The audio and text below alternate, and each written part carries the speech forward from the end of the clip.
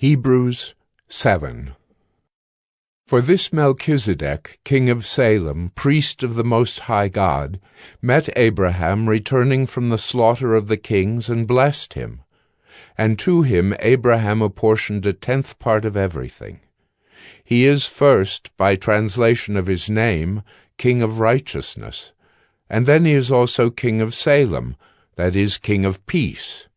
He is without father or mother or genealogy, having neither beginning of days nor end of life, but resembling the Son of God, he continues a priest forever. See how great this man was to whom Abraham the patriarch gave a tenth of the spoils.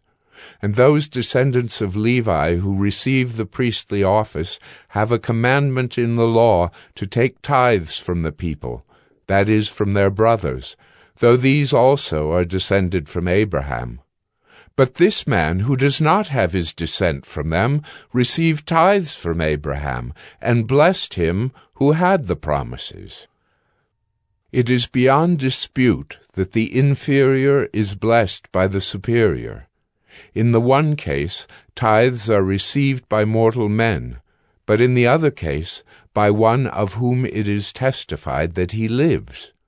One might even say that Levi himself, who receives tithes, paid tithes through Abraham, for he was still in the loins of his ancestor when Melchizedek met him.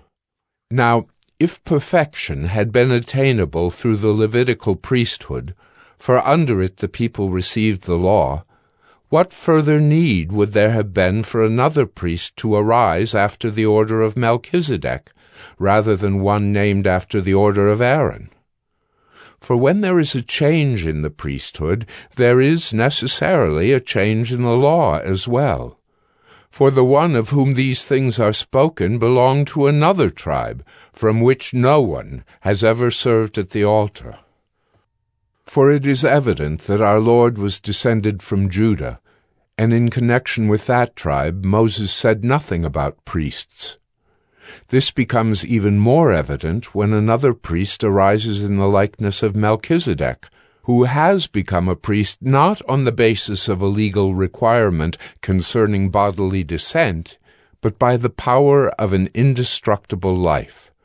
For it is witnessed of him, "You are a priest forever, after the order of Melchizedek." For on the one hand, a former commandment is set aside because of its weakness and uselessness, for the law made nothing perfect. But on the other hand, a better hope is introduced, through which we draw near to God. And it was not without an oath, for those who formerly became priests were made such without an oath. But this one was made a priest with an oath by the one who said to him, "The Lord has sworn, and will not change his mind. You are a priest forever."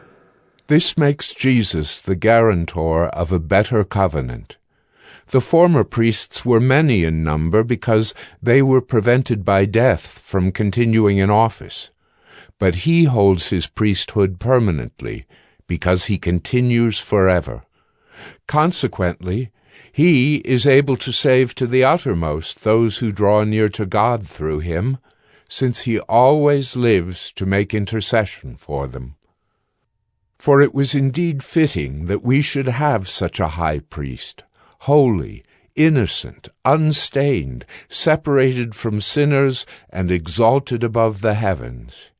He has no need, like those high priests, to offer sacrifices daily, first for his own sins and then for those of the people, since he did this once for all when he offered up himself.